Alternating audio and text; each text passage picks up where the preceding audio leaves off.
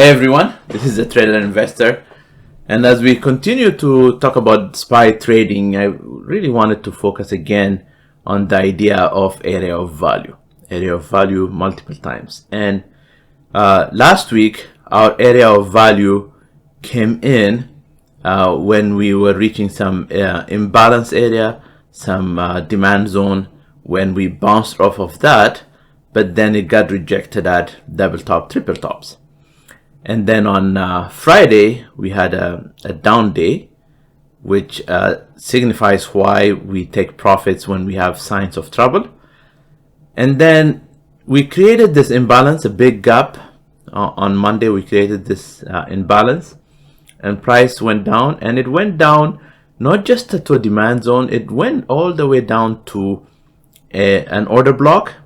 In addition to that, as we look at Fibonacci retracement, and I will use a 4-hour chart just to put everything in perspective so you can see the whole chart.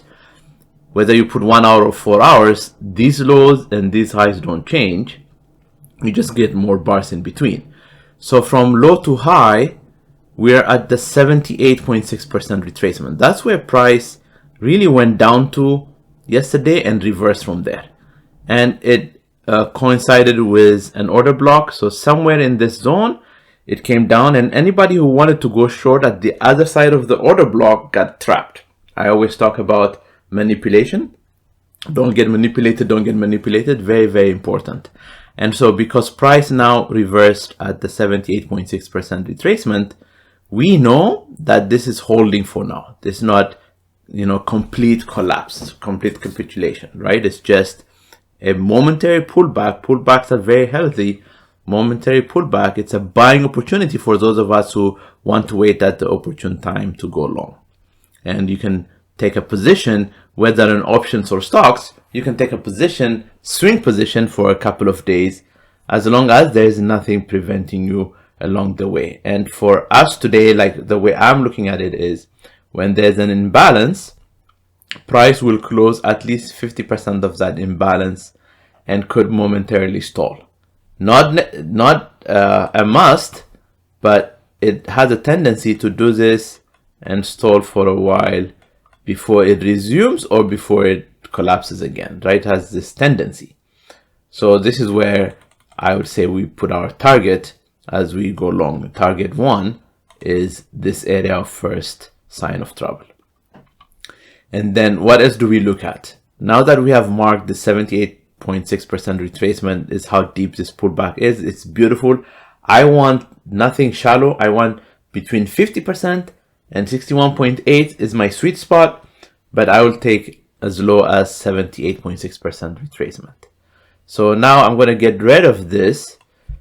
And now on the other side is, where do I see additional area of trouble for re-entry? Like I said, the 50% of the imbalance, which lines up with 38.2%, that could be an area where price struggles to go through. The 50% retracement, which is that upper end of that imbalance, could be an area where it struggles to go through. We could even see price going all the way to 78.6 retracement before it collapses again. This is important because as we're making lower highs, I don't know where that will be, we're not always saying, oh, I'm completely bullish now, right? So we're pausing, we're seeing where that potential turning points are. So it's critical. And this lower highs could also come in the form of, we have this high and then a lower high formed somewhere here. So break of structure is in a downtrend, you form a higher low, a higher high, that's break of structure. And in an uptrend, break of structure comes in a form of a lower high and a lower low, right? So what I mean by higher high is, as soon as you break this high, you have a higher high. As soon as you break this low, you have a lower low. This is a structure that we're looking at to maintain direction. And so when we have a nice pullback, and we see where that pullback is terminated, do we have a break of structure? Does that pullback come at an area of value, which it did here? It's beautiful setup. Then we're able to take advantage of it. And everything that you play, especially when VIX is elevated, VVIX above 120, VIX above 20. I love those option prices. Their premiums are juiced. That's why I prefer to play covered calls or covered puts, because they give me the most buck for my money, right? They're giving me the highest premium because one, volatility juices it up, and two, price is coming down so low, I can now take a 432 put to sell that. And as price goes up, volatility crashes, and then the amount I need to give back to close my position, or I can maintain the whole thing depending on what price does.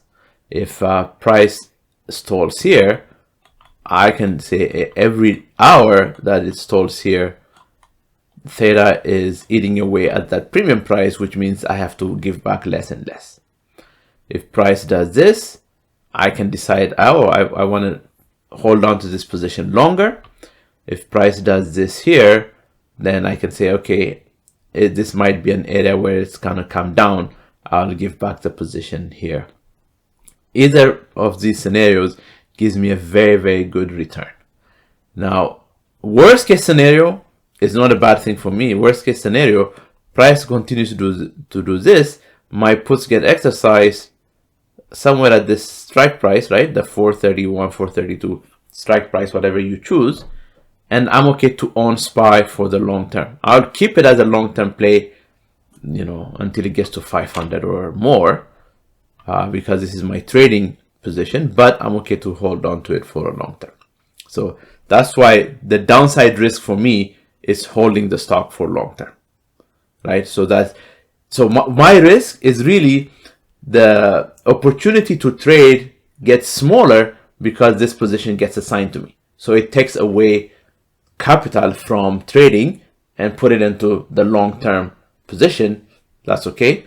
Then I'll trade with the rest of the capital, and that long-term position, when it gets to an area where I'm happy with the returns, I can then bring back that capital for additional trading. So there's always some risk management, right? Risk management is the number one thing. It's not chart analysis, it's not fundamental analysis, it's not what price we're at, it's not news, it's not FOMC, nothing else. The number one priority you have is risk management. Do not lose your money. Do not lose your money. Risk management is the number one thing you have. So as Buffett said, rule number one, don't lose money. Rule number two, don't forget rule number one. And the way we do that is we put money where we have very strong conviction, and we protect our capital. We don't give back gains. Well, we don't give back our initial capital beyond the risk appetite that we have. If we're taking risk, it's very calculated. Like in this case, for me, my risk is to the downside. I get exercised the options, fine, because I'm holding on for long term. So for 6 months, 1 year, I might be in the red, but until I sell, I have not lost any money. And my belief is the US market is still a strong market. It's going to continue to go up. It might have a momentary pullback. So that's why I like to position it this way. And if I take call positions, long positions calls, then my risk is tied to my risk appetite. I don't risk more than 1% of my account on any one trade. So, I lose 1%, I can still sleep at night. I don't, have nightmares about that position, because worst case scenario, I went long down here and price continues to go down and I lose the contract value. That's worst case scenario. If you're day trading, you can see it and you exit at your 1% loss, account size loss, not position 1%. That doesn't make sense. You need to give it wiggle room, but your account size loss To me, 1% is the max. Some people say I'm not gonna grow fast enough at 1%. Well, if you want to do that, then do cash covered puts, which will give you much greater than 1% on the reward side. And then on the risk side, you just hold on to those stocks. So this is how I'm seeing the positions now, right? And what you see and what makes this kind of trading interesting is when you come to an area of value and you start to see price now breaking structure, then you can have some confidence, okay, we might be out of this. So we went down, we went up, we formed a higher low. Now we are waiting to see if we're making a higher high. I'm going to put a dashes here because I don't know yet, right? Because I don't know yet if we're going to break this high. If we break this high above the 38.2% retracement, we break this high above the 50% of the imbalance, we start to break highs above the 50% retracement, we are golden to go to the upside. If not, we play to the downside. Everything is possible. So don't be afraid of volatility. They're sweet for us as long as you're managing your positions accordingly. All right, everyone, take care for now, and I'll see you in the next video.